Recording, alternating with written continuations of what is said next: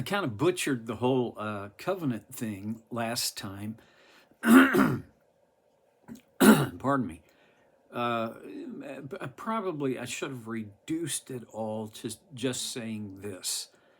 The, the two most important, in my opinion, covenants in the Bible, Old and New Testaments, are first of all the Old Testament covenant, which the law set the parameters and expectations, commands, and demands for men and women having a connected relationship with God.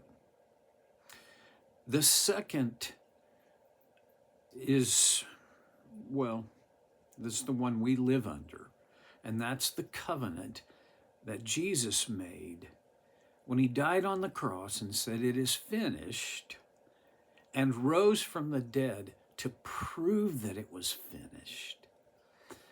This covenant said his blood paid for in full all the sin of all humanity for all of time.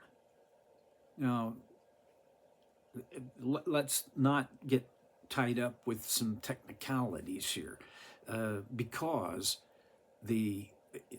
for me, the most significant impact of that is my sins are forgiven. And under the old covenant, my sins would only be like, accumulated and then kind of paid for on that, they're like my income tax, which, I pay every year to wipe that debt out that I owe to the United States government. And I freely admit I don't always do this with joy in my heart, but now that yearly rolling away of my sin,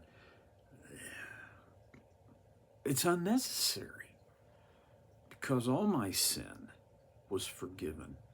My past, my present, and my future. If that covenant was not in place, we would be toast. In the last verse of what we have as Hebrews chapter 8 says, by calling this covenant new, he has made the first one obsolete. And what is obsolete and outdated will soon disappear. This, for us, I think for me as a Gentile, it's kind of like, okay, the sooner we get rid of the old one, the better for me. Well, this was not the mentality of the first century Jew. My gracious. Abraham he was the first human to come under God's covenant promise. Isaac, Jacob, Joseph, and then to Moses. And in Exodus chapter 20, God began to elaborate on his covenant with his people many thousands of years before this letter was written to the Jewish Christians that had been dispersed throughout the Roman Empire. They had, anyone receiving this letter, whatever generation they were in, had that many generations of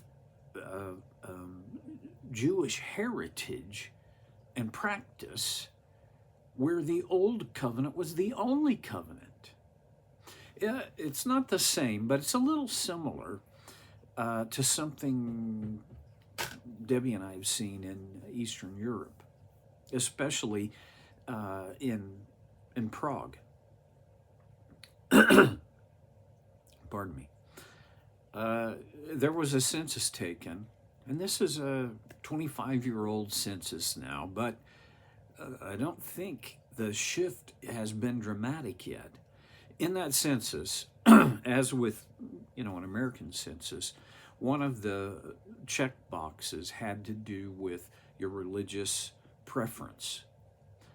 97% of the respondents checked the box atheist. Really? Yes, really. Why would that surprise you? I mean, think about it.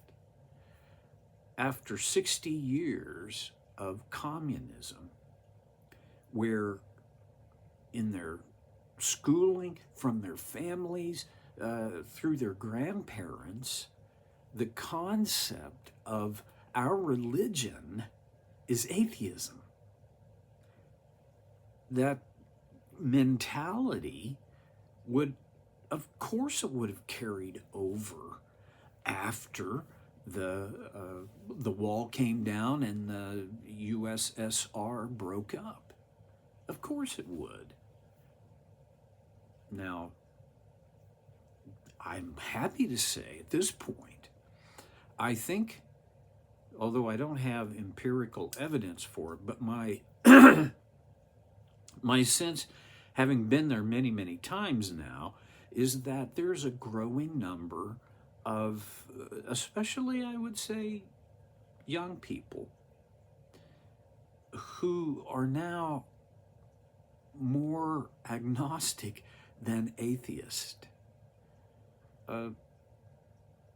That's not, I don't want that to be their destination, but I mean, that's part of the process for, I think, for former communist countries to be freed from the domination of communist religion. Okay, let's think about first century Jews. I'm not sure there was a switch to flip for them to lay aside the covenant that they had lived with and under for their lifetime, any more than there's a switch to flip for former communist countries. And that explains to me why the Hebrew writer spent such time talking about this new covenant that, by calling it new, the first one has become obsolete. And what is obsolete and outdated will soon disappear. Let's move on. Now we're ready for chapter 9. Verse 1. Now, the first covenant had regulations for worship and also an earthly sanctuary. The significant portion of the law, which that was the codification of this covenant, was about the regulations for worship. And when God gave Moses the blueprint, essentially, for the tabernacle, the design down to the centimeter for the tabernacle, that was in the law. The earthly sanctuary. Verse 2, a tabernacle was set up. And then he begins to describe for us what we have never seen. And honestly, his readers had never seen. Because the readers of the book of Hebrews would have lived during the time of Herod's temple in Jerusalem. But, okay, verse 2, a tabernacle was set up. In its first room were the lampstand and the table with its consecrated bread. Sometimes that's called the showbread. This is called the holy place. Behind the second curtain was a room called the most holy place, which had the golden altar of incense and the gold-covered ark of the covenant. This ark contained the gold jar of manna, Aaron's staff that had budded, and the stone tablets of the covenant. Above the ark were the cherubim of the glory, overshadowing the atonement cover. But we cannot discuss these things in detail now. It's as though he was saying, okay, now I want you to get the picture, but I'm not going to go deeply into it because I have other things that are more important. If you ever, I've said this before, but it's worth, another look. If you ever want more insight into the temple, which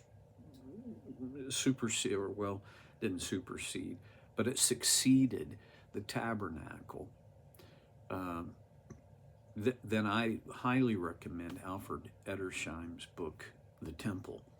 It's got more information than you have time to absorb, but it's terrific, gives terrific insight into the temple.